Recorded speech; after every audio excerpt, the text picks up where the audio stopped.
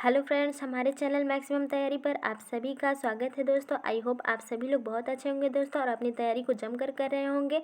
दोस्तों आज हम लोग जा रहे हैं मुख्य सेविका भर्ती के लिए प्रैक्टिस नंबर 18 करने जा रहे हैं। अगर वीडियो पसंद आए तो लाइक शेयर और सब्सक्राइब जरूर करिएगा और कमेंट बॉक्स में बताइएगा कि आपके कितने क्वेश्चन सही रहे। तो चलिए दोस्तों शुरू करते हैं क्वेश्चन नंबर 51 से। चूँकि पिछले वीडियो में हम लोगों ने 50 क्वेश्चन तक अटेम्प्ट किया था, तो आज हम लोग उसके आगे के क्वेश्चन अटेम्प्ट करेंगे। तो चलिए शुरू करते हैं। क्वेश्चन नंबर 51 है, बीसीजी का टीका लगाने की आयु है। ए है जन्म के तुरंत बाद, बी है 3 महीने के बाद, सी है 5 महीने के बाद, डी है 6 महीने के बाद। तो बीसीजी का टीका लगाने की आयु क्या है दोस्तों? तो वो है जन्म के तुरंत बाद। आंसर क्या हो जाएगा? ए, जन्म के तुरंत बाद बीसीजी का टीका लगाया जाता है और अधिकतम 1 वर्ष तक जो है बीसीजी का टीका लगाया जा सकता है। अगर ये 1 मंथ पहले ही हम लगाते हैं बीसीजी का टीका, 1 मंथ एगो, तो क्या होगा, कितने डोज लगाएंगे? तो 0.05 ml जो है लगाया जाता है। अगर जो है 1 मंथ बाद लगाते हैं तो 0.1 ml जो है बीसीजी का टीका दिया जाता है। ठीक है दोस्तों, और इसे जन्म के तुरंत बाद ही दिया जाता है और ये इंट्राडर्मल दिया जाता है। बीसीजी का टीका किस मार्ग से दिया जाता है? तो इंट्राडर्मल दिया जाता है, आईडी। ठीक है, आगे देखते हैं। क्वेश्चन नंबर 52 है,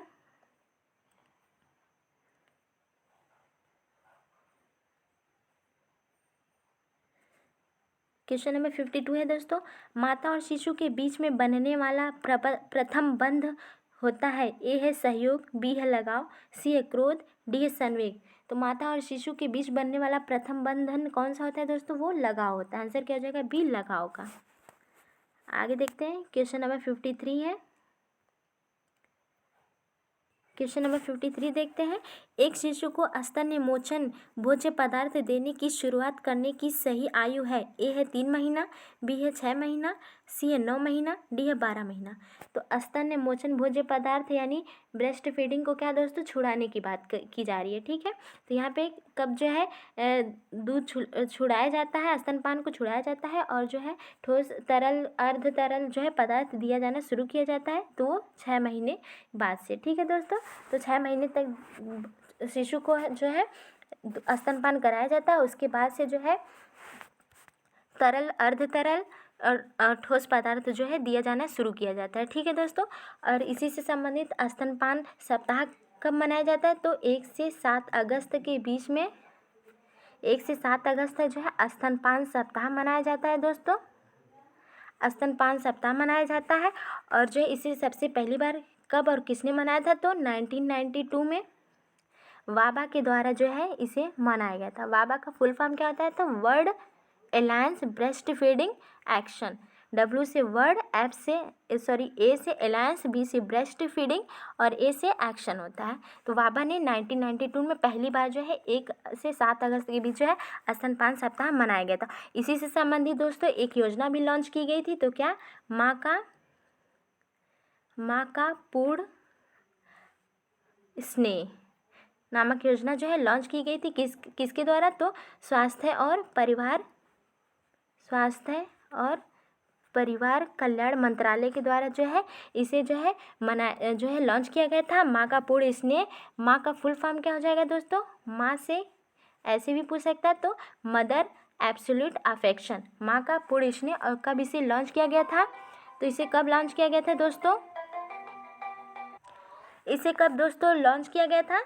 तो इसे लॉन्च किया गया था 5 अगस्त 2016 में जो है इसे पहली बार जो है लॉन्च किया गया था। ठीक है दोस्तों, तो साथ में इसको भी याद रखिएगा आप लोग। आंसर बी हो जाएगा 6 मंथ। ठीक है, आगे देखते हैं। क्वेश्चन नंबर 54 है, क्वेश्चन नंबर 54 है, दूध में ए है कैल्शियम नहीं मिलता, बी है लौह नहीं मिलता, सी है विटामिन बी नहीं मिलता, डी है प्रोटीन नहीं मिलता। तो दूध में क्या नहीं मिलता है दोस्तों?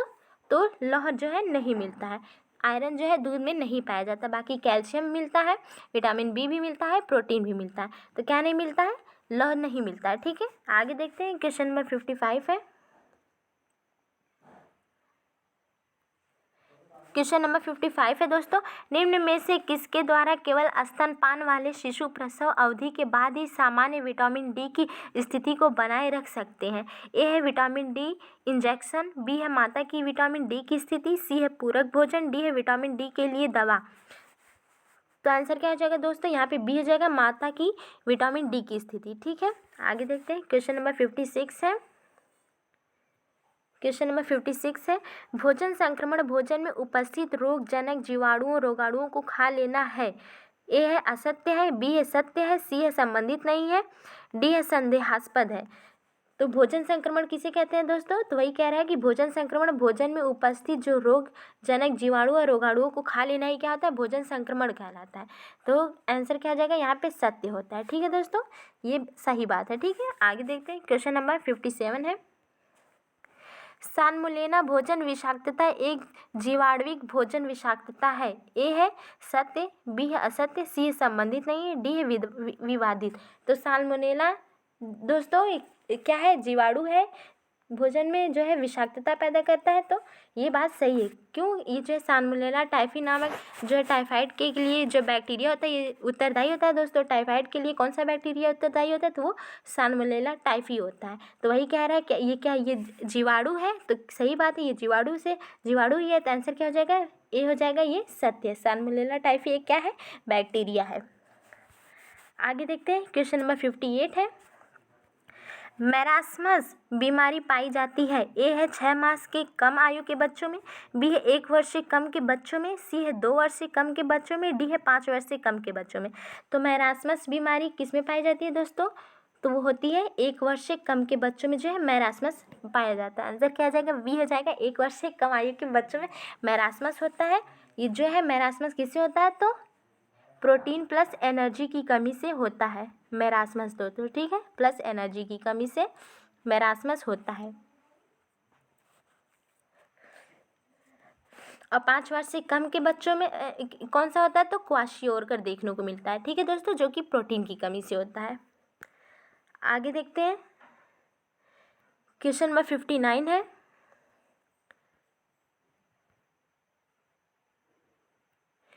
क्वेश्चन नंबर 59 देखते हैं।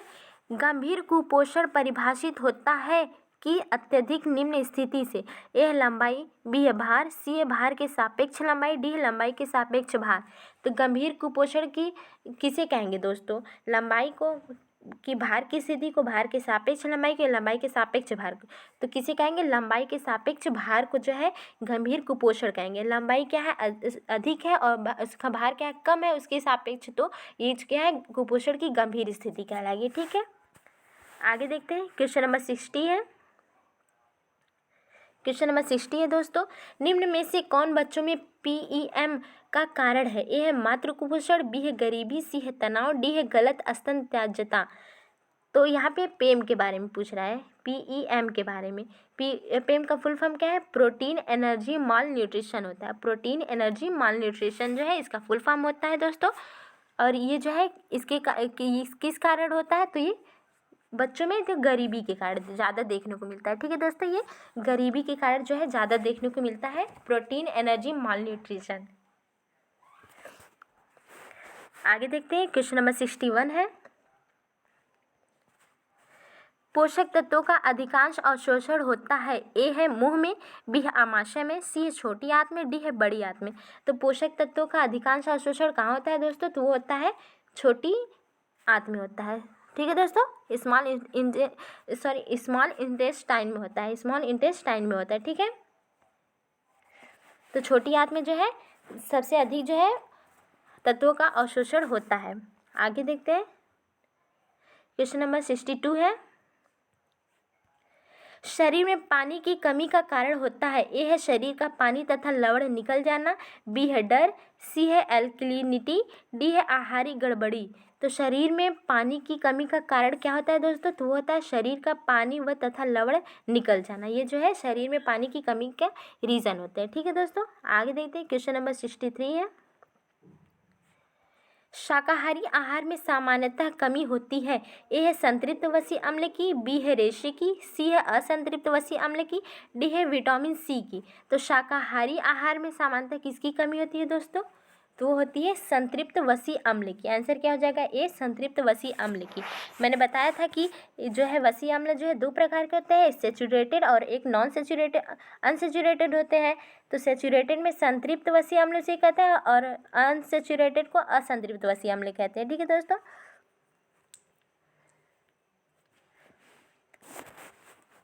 आगे देखते हैं। क्वेश्चन नंबर 64 है, कार्बोहाइड्रेट्स के अत्यधिक सेवन का परिणाम क्या होता है? ए है रिकेट्स, बी है मोटापा, सी है एनीमिया, डी है कुष्ठ रोग। तो किस कारण होता है दोस्तों? कार्बोहाइड्रेट्स की अत्यधिकता से क्या परिणाम होगा? तो मोटापा होगा। आंसर क्या हो जाएगा? बी हो जाएगा। अगर अत्यधिक कार्बोहाइड्रेट्स का सेवन किया जाएगा तो मोटापा हो जाता है। ठीक है दोस्तों,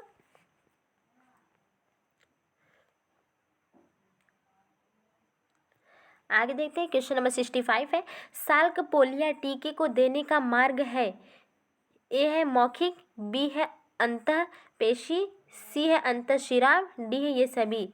साल्क ने पोलियो के टीके जो दिए थे दोस्तों, उसमें उसका देने का मार्ग क्या है? तो वो अंतःपेशी। आंसर क्या हो जाएगा? बी हो जाएगा, अंतःपेशी। आगे देखते हैं। क्वेश्चन नंबर 66 है, निम्न में से कौन सा वनस्पति प्रोटीनेज है? ए है पेप्सिन, बी है ट्रेप्सिन, सी है यूरियस, डी है पैपेन। तो वनस्पति प्रोटीनेज कौन सा है दोस्तों? तो यहाँ पे पैपेन जो है वनस्पति प्रोटीनेज होता है, जो किस में पाया जाता है? पपीते में पाया जाता है। पैपेन जो है पपीते में पाया जाता है और ये जो है एक क्या है? प्रोटियोलिटिक एंजाइम होता है। पैपेन क्या होता है दोस्तों? ये प्रोटियोलिटिक एंजाइम होता है। ठीक है दोस्तों, प्रोटियोलिटिक एंजाइम होता है पैपेन। पेप्सिन और ट्रिप्सिन का क्या कार्य होता है? तो ये दोनों क्या है दोस्तों? पेप्सिन और ट्रिप्सिन जो है ये भी क्या है? एंजाइम होते हैं जो प्रोटीन को आमाशय में प्रोटीन के पाचन के लिए उत्तरदायी होते हैं। पेप्सिन और ट्रिप्सिन। यूरियस क्या होता है? ये भी जो है एक जो है एंजाइम होता है जो यूरिया को जो है अमोनिया में तोड़ता है। ठीक है दोस्तों, आगे देखते हैं। क्वेश्चन नंबर 67 है,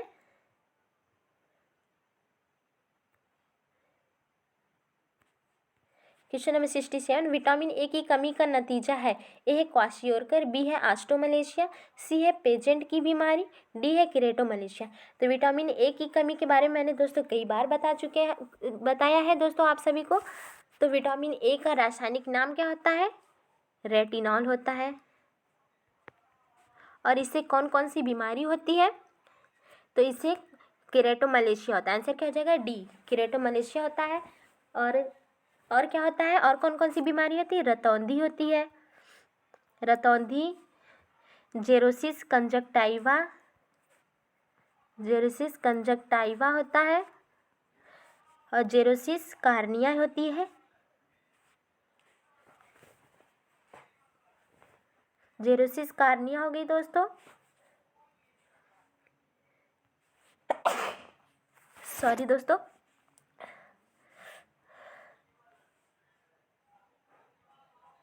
जेरोसिस कार्निया हो गया दोस्तों। और क्या? बी डॉट स्पॉट होता है, केरेटोमलेशिया बता ही दिया। तो दोस्तों विटामिन ए की कमी से कौन से रोग होते हैं? तो केरेटोमलेशिया होता है। ठीक है, आंसर डी हो जाएगा। क्वाशियोरकर प्रोटीन की कमी से होती है। आस्ट्रोमलेशिया जो है किसमें देखा? वयस्कों में देखने को मिलती है, विटामिन डी की कमी से होता है। आगे देखते हैं। क्वेश्चन नंबर 68 है, सूक्ष्म तत्वों का एक उदाहरण है? ए है तांबा, बी है जल, सी है रक्त, डी है लार। तो सूक्ष्म तत्वों का एक उदाहरण कौन है दोस्तों? यहाँ पे तांबा जो है सूक्ष्म तत्व आता है। ठीक है दोस्तों, माइक्रो न्यूट्रिएंट्स कहते हैं। ठीक है दोस्तों, आगे देखते हैं। क्वेश्चन नंबर 69 है,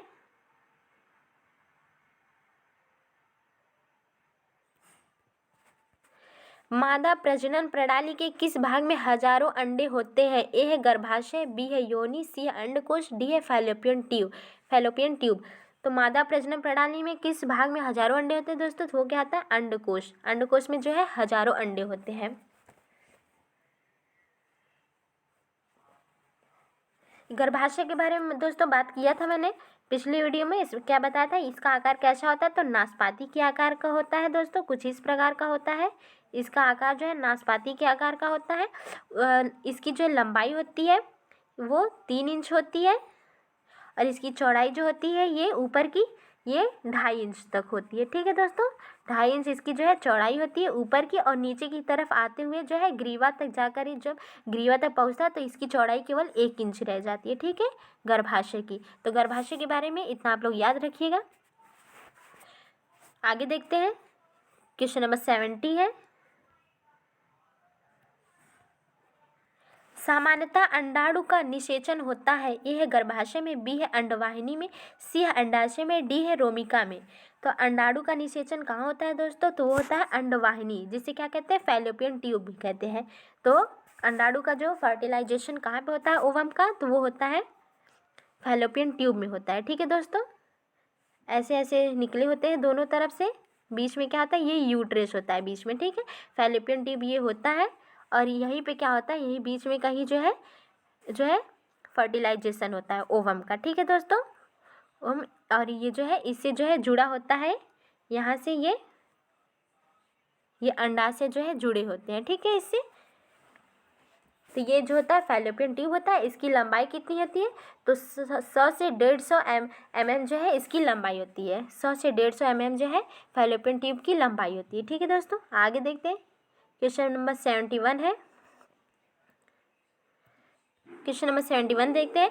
गर्भवती महिला को सूचित किया गया है कि उसका निषेचित भ्रूण गर्भाशय के अतिरिक्त दूसरी जगह पर विकसित हो रहा है। इस स्थिति को कहा जाता है, ए है RH असंगति, बी है इन विट्रो निषेचन, सी है सेरोगेसी, डी है अस्थानिक गर्भावस्था।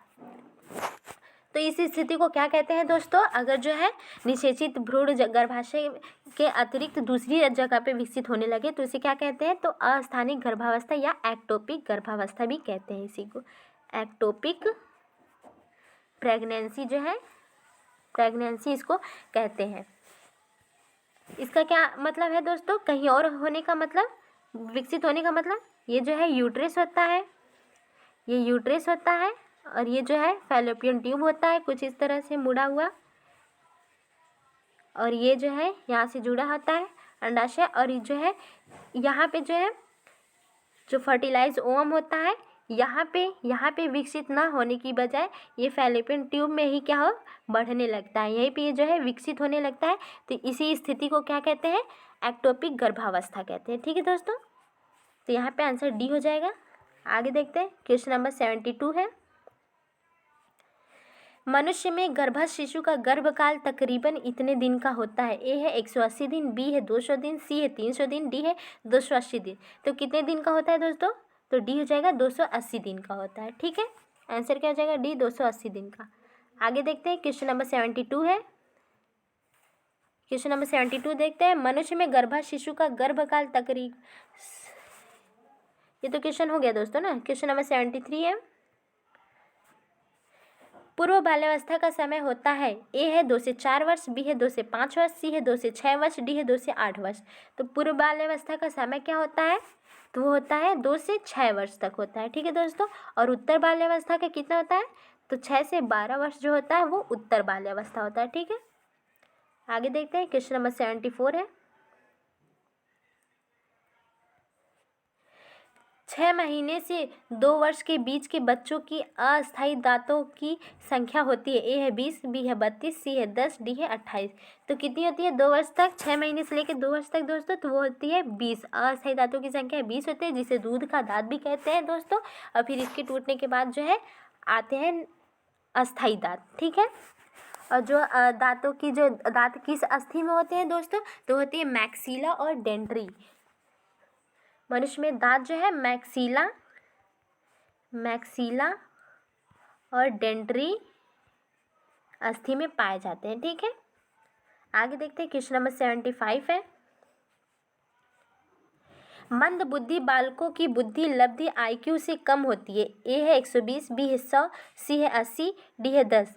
तो मंद बुद्धि बालकों की बुद्धि लब्धि कितनी होती है दोस्तों, तो IQ कितना होता है, तो 70 से कम होता है, 70 से कम होता है। बुद्धि लब्धि का सूत्र क्या होता है दोस्तों, बुद्धिलब्धि IQ बराबर MA/CA होता है। MA मतलब मानसिक आयु अपान वास्तविक आयु। ठीक है दोस्तों, ये होता है इसका सूत्र। आगे देखते हैं, क्वेश्चन नंबर 76 है, आहार नियोजन महत्वपूर्ण है। ए है आहार की पोषणात्मक पर्याप्तता के लिए, बी है बजट नियोजन के लिए, सी है समय के उपयोग के लिए, डी है ऊर्जा बचाने के लिए। तो आहार नियोजन क्यों आवश्यक होता है दोस्तों? तो आहार की पोषणात्मक पर्याप्तता के लिए आहार नियोजन क्या होता है? आवश्यक होता है। आगे देखते हैं, क्वेश्चन नंबर 77 है,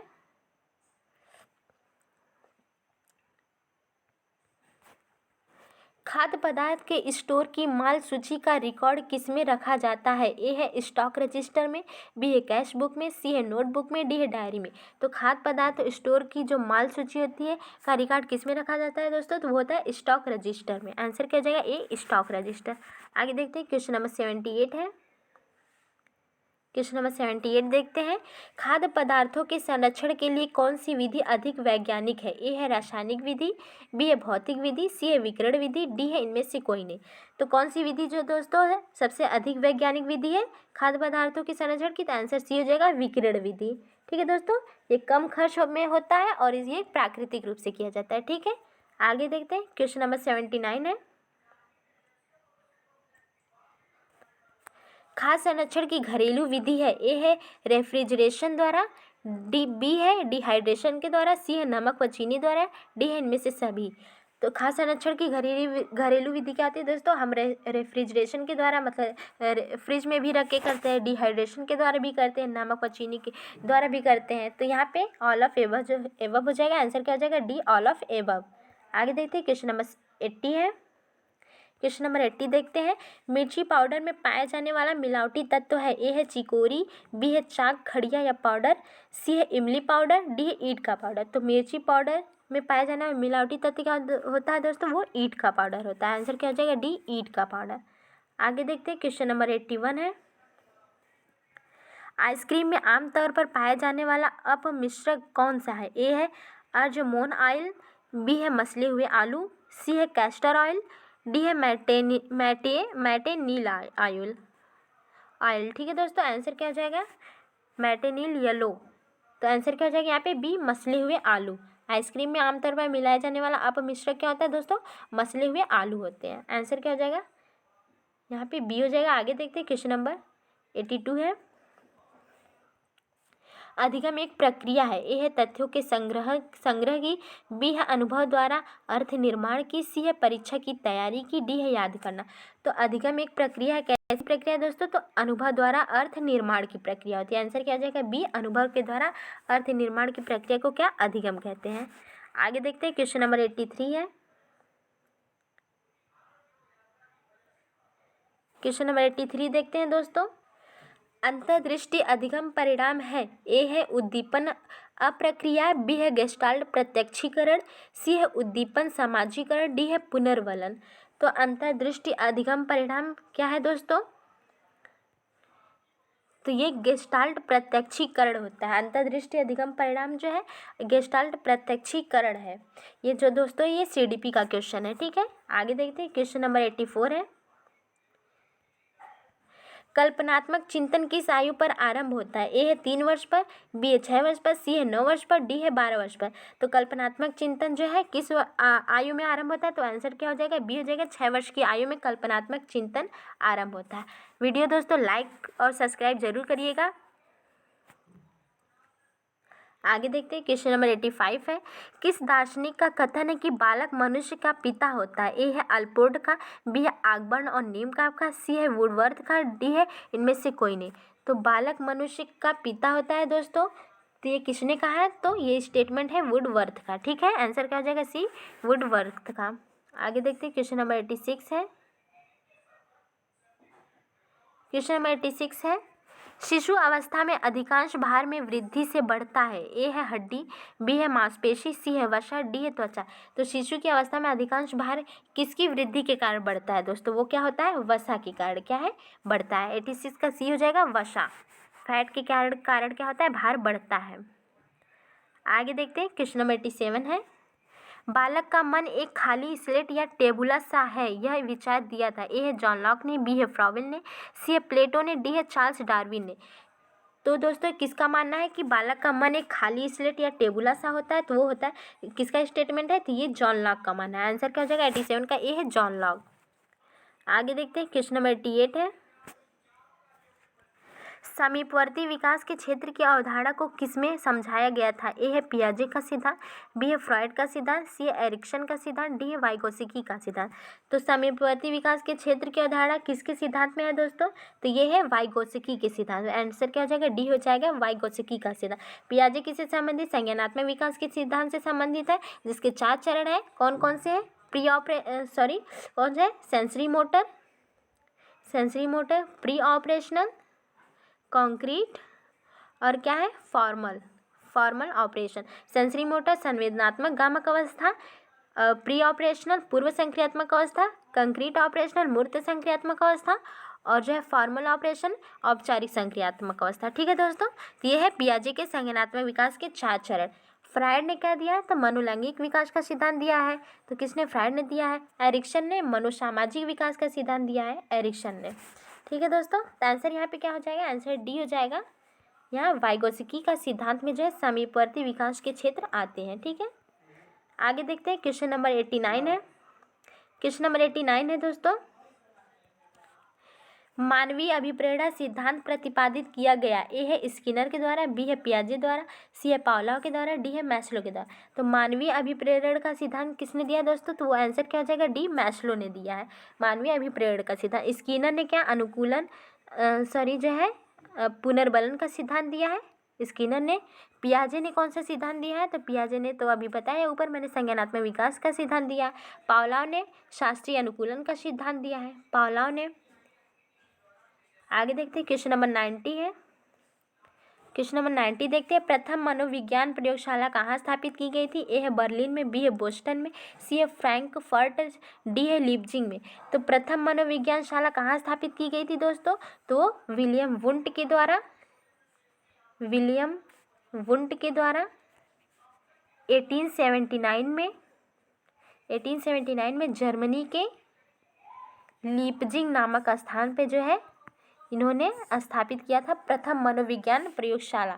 तो आंसर क्या हो जाएगा, डी हो जाएगा लीप्जिंग में, डी हो जाएगा लीप्जिंग में। आगे देखते हैं, क्वेश्चन नंबर 91 है, सामाजिक परिवर्तन का वह सिद्धांत जिसके अनुसार सभी बड़े सामाजिक ढांचे या तो अपने आप में समय रहते आवश्यक सुधार कर लेते हैं या फिर नष्ट हो जाते हैं। यह स्टेटमेंट किसका है दोस्तों, और ये किससे संबंधित है, किस सिद्धांत से।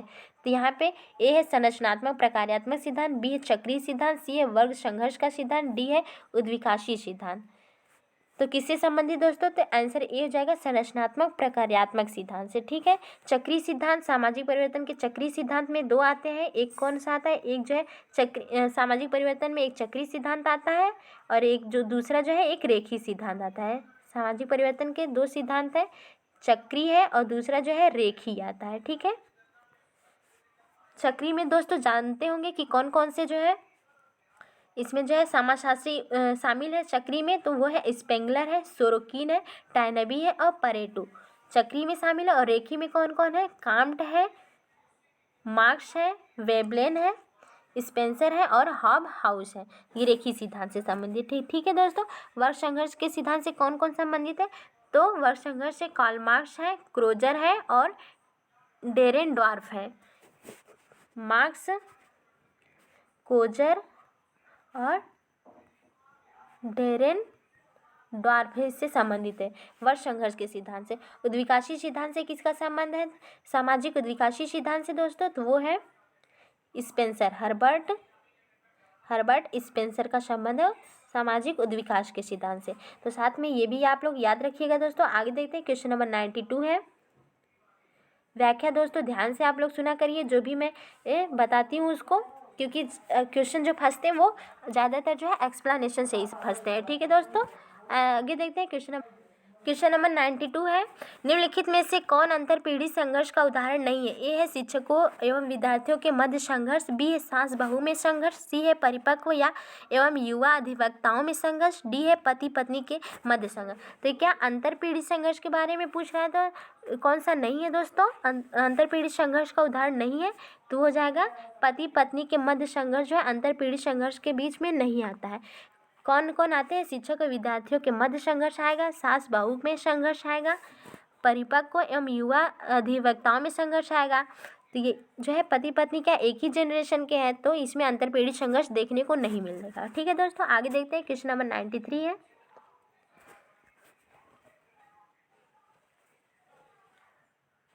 किस समिति का संबंध गरीबी से नहीं है? ए है अलग समिति, बी है लकड़वाला समिति, सी है तेंदुलकर समिति, डी है कोई नहीं। तो किसका जो है गरीबी से संबंध नहीं है दोस्तों? तो यहाँ पे कोई नहीं हो जाएगा। आंसर क्या है? यहाँ पे अलग समिति भी संबंधित है दोस्तों। तो अलग समिति का गठन कब किया गया था? तो इसका गठन 1979 में किया गया था और इसने अपनी रिपोर्ट कब प्रस्तुत की थी? तो 1979 में जो है 77 में इसका गठन किया गया था, रिपोर्ट प्रस्तुत किया था 1979 में। लकड़वाला समिति कब बनी थी? तो 1989 में इसका गठन किया गया था और रिपोर्ट प्रस्तुत किया था 1993 में। तेंदुलकर समिति कब बनी थी? गठन किया गया था 2005 में और जो है रिपोर्ट कब प्रस्तुत किया गया था? तो 2009 में तेंदुलकर समिति ने अपनी रिपोर्ट प्रस्तुत की थी। ठीक है दोस्तों, आगे देखते हैं। क्वेश्चन नंबर 94 है, निम्नलिखित में से कौन सा एक संकुचन का पता लगाने वाले बाहरी मॉनिटर पर ध्यान दिया जाता है जब एक नर्स प्रसव में मां की निगरानी करते हुए गर्भनाल संपीड़न का संदेह करती है? ए है प्रारंभिक मंदन, बी है त्वरण, सी है परिवर्तनशील मंदन, डी है परिवर्तनशीलता। तो यहाँ पे आंसर क्या हो जाएगा दोस्तों? सी हो जाएगा परिवर्तनशील मंदन।